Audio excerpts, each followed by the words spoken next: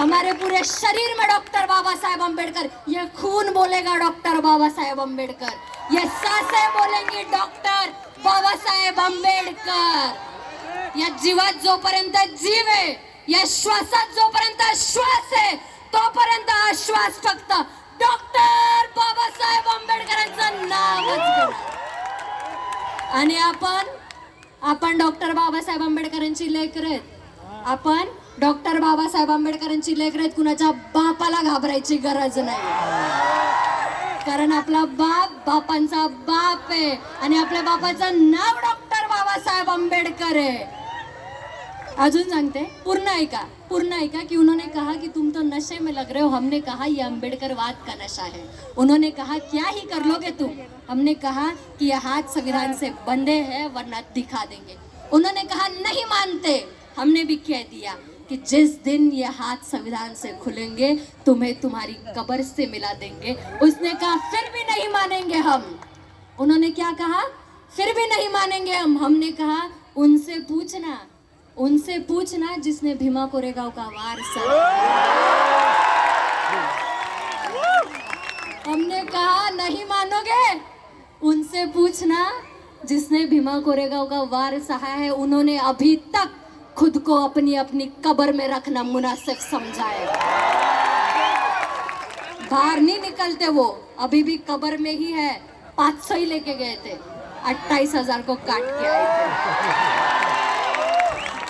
कितने लेके गए थे, कितनों को काटा था, अब कितने हो. ज्यादा है, याद रखना. और मैं यहाँ पे जो लेडीज है, जो स्त्रियां है, वो हाथ ऊपर करें. गुड. अरे स्त्रियों को कहा रे. मैं आप सभी को बताना चाहती हूँ कि अगर कभी किसी ने पूछा, अदर कास्ट के हो कोई भी हो, औरत ने अगर कभी किसी ने पूछा कि बाबा साहेब अम्बेडकर ने किया क्या है, उनसे कहना कि मैं वही स्त्री हूँ.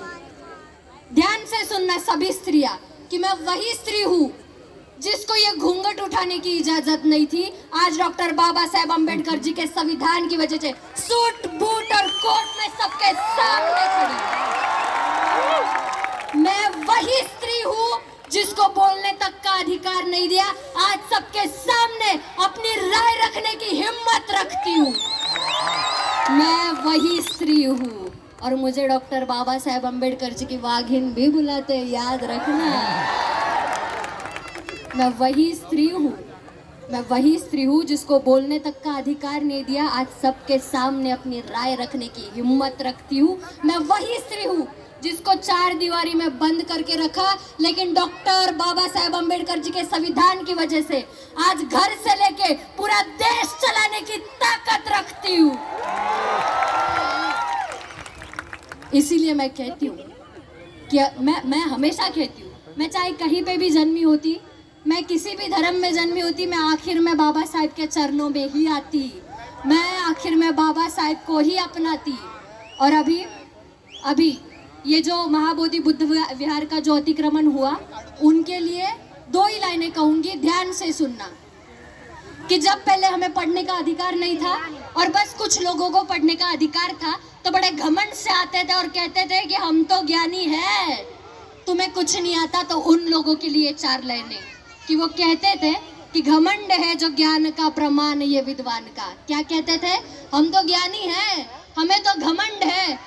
कहते थे कि घमंड है जो ज्ञान का प्रमाण ये विद्वान का. हम कहते हैं अरे क्या मात दोगे बुद्ध को जो ज्ञानी था ब्रह्मांड का.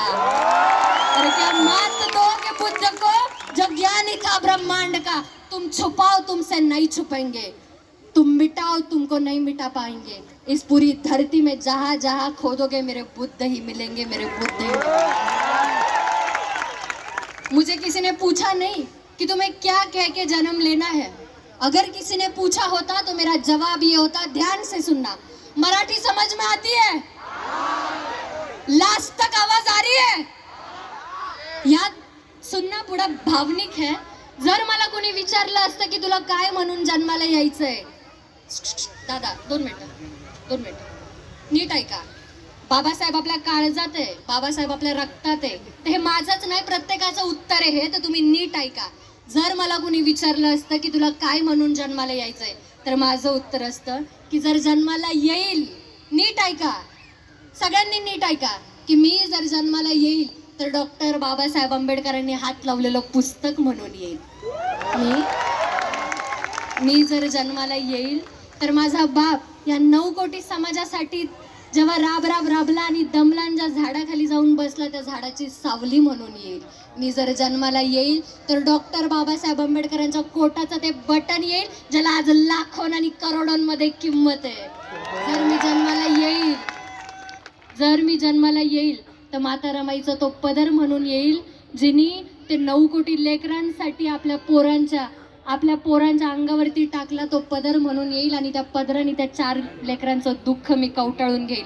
जर जन्माला येईल, मी नाही तुम्ही सुद्धा, हे तुमचं वाक्य आहे, नीट ऐका, की मी जर जन्माला येईल तर डॉक्टर बाबासाहेब आंबेडकरांचा वाघ म्हणून येईल.